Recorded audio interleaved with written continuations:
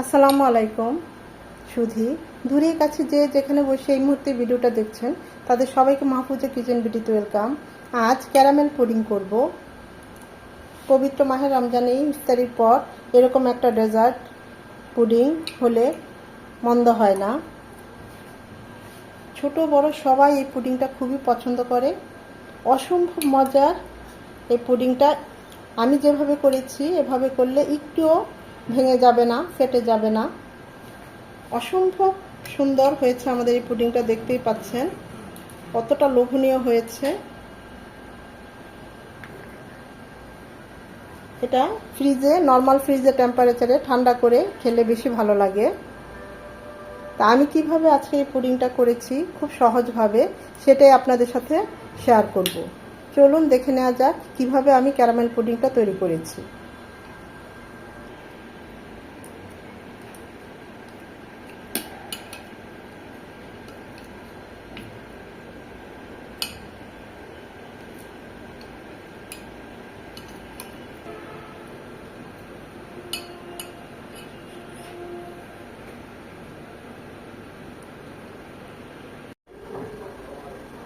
Caramel pudding তৈরি করার জন্য এখানে উঁচু করে 1 কাপ শুকনো গুঁড়ো দুধ নিয়েছি ঘন দুধ তৈরি করার জন্য।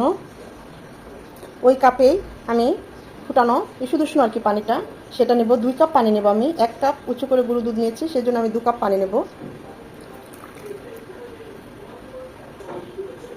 খুব ভালোভাবে মিশিয়ে নেব। এতে হবে কি, খুব তাড়াতাড়ি আমাদের পুডিংটা হয়ে যাবে, ঘন দুধটাও তাড়াতাড়ি তৈরি হয়ে যাবে। আমাদের ঘন দুধটা একদম রেডি। 2 কাপ দুধের জন্য আমি 4টা ডিম নিয়েছি। আপনারা চাইলে 5টা বা 6টা নিতে পারেন, এতে অনেক ভালো হবে, পুডিংটা ফাটবে না। 6টা নিলে সবচেয়ে বেশি ভালো হয়। আমি 1.25 কাপ চিনি নিয়েছি, আপনারা চাইলে কম বেশি নিতে পারেন। স্বাদ বৃদ্ধির জন্য লবণ সামান্য, ভ্যানিলা এসেন্স, এতে ডিমের কাঁচা গন্ধটা করবে না, খুব সুন্দর একটা ফ্লেভার চলে আসবে। আমি 2 চামচ দিলাম। সব কিছু খুব ভালোভাবে মিশিয়ে নেব যেন চিনিটা পুরোপুরি ডিমের সাথে গলে যায়। পুডিং করতে আসলে মূলত 3টে উপকরণই যথেষ্ট: ডিম, চিনি, দুধ, আর বাকি যে উপকরণ দিলাম এটা স্বাদ বৃদ্ধির জন্য, ফ্লেভারফুল হওয়ার জন্য। খুবই ঝটপটে হয়ে যায়, ছোট বড় সবাই খুব ভালো, সবাই খুব পছন্দ করে। সব কিছু ভালোভাবে মিশিয়ে নিয়ে এখন দুধটা এর মধ্যে ছেঁকে দেব।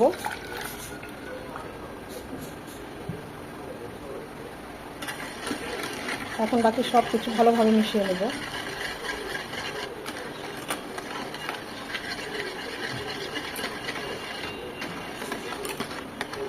আবারও বলছি, 2 কাপ দুধের জন্য 6টা ডিম একদম পারফেক্ট। এতে হবে কি, পুডিংটা একটু ফেটে যাবে না, খেতেও খুব ভালো হবে।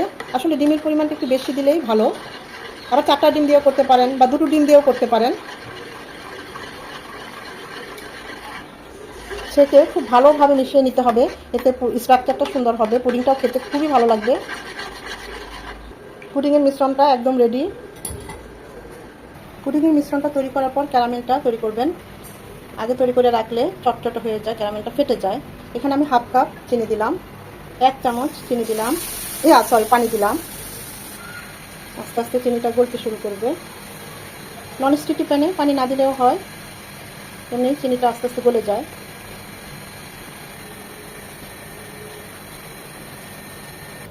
খুব বেশি ব্রাউন করার দরকার নেই, এটা হিটে আস্তে আস্তে আরও ডিপ হয়ে যাবে।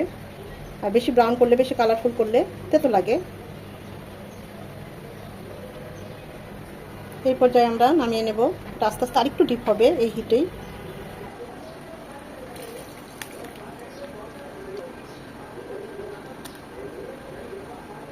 নর্মাল টেম্পারেচারে এখন ঠান্ডা করে নেব।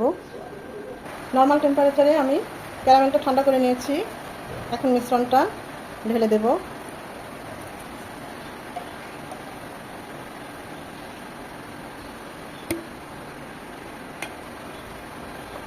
এখানে একটি পাত্রে আমি সামান্য 1 কাপের মতো পানি দিয়েছি, একটা টিস্যু দিয়ে দিলাম।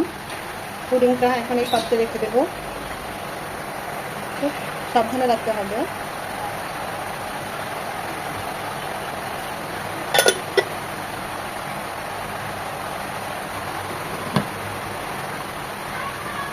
থেকে 20 মিনিট এটা হবে। এটা আসলে চুলার জালের উপর ডিপেন্ড করে আর পুডিংয়ের বড় সাইজ অনুযায়ী ডিপেন্ড করে কতটুকু সময় লাগবে।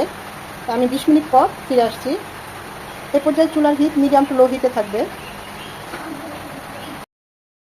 ফিরে এলাম 20 মিনিট পর। আমাদের পুডিংটার কি অবস্থা, মাশাআল্লাহ। একটু ঠান্ডা হলে আরো একটু বসে যাবে।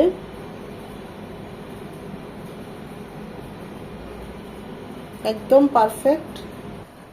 নর্মাল রুম টেম্পারেচারে একদম ঠান্ডা করে নেব। আপনারা চাইলে ফ্রিজেও রেখে ঠান্ডা করে নিতে পারেন।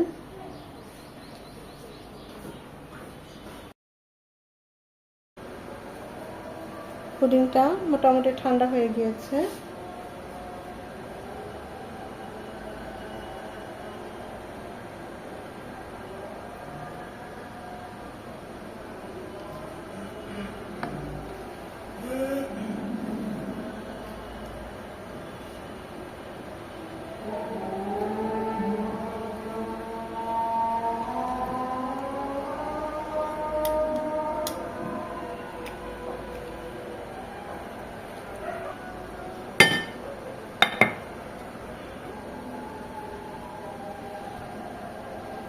মাশাআল্লাহ, অসম্ভব সুন্দর হয়েছে, দেখতেই পাচ্ছেন আমাদের ক্যারামেল পুডিংটা কতটা ডিলিশিয়াস হয়েছে বলার মতো না।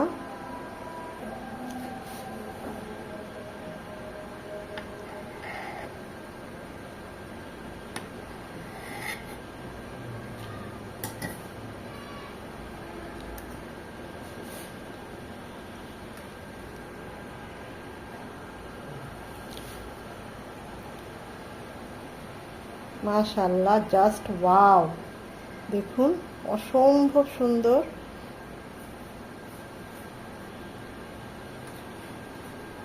অসম্ভব সুন্দর একটা পুডিং।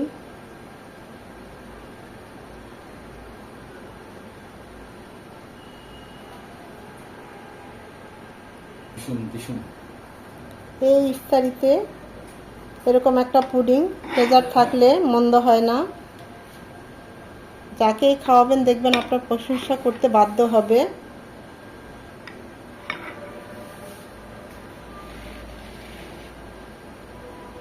ছোট বড় সবারই এই পুডিংটা খুবই পছন্দ।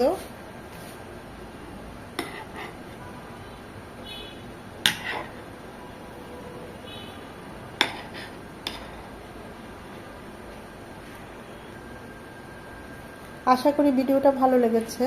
আর যদি ভালো লেগে থাকে অবশ্যই লাইক কমেন্ট শেয়ার করে দিবেন। ফ্রেন্ডস অ্যান্ড ফ্যামিলির মাঝে বেশি বেশি করে শেয়ার করে দিবেন, যেন তারাও এরকম মজার মজার সহজ রেসিপি দেখার সুযোগ পায়।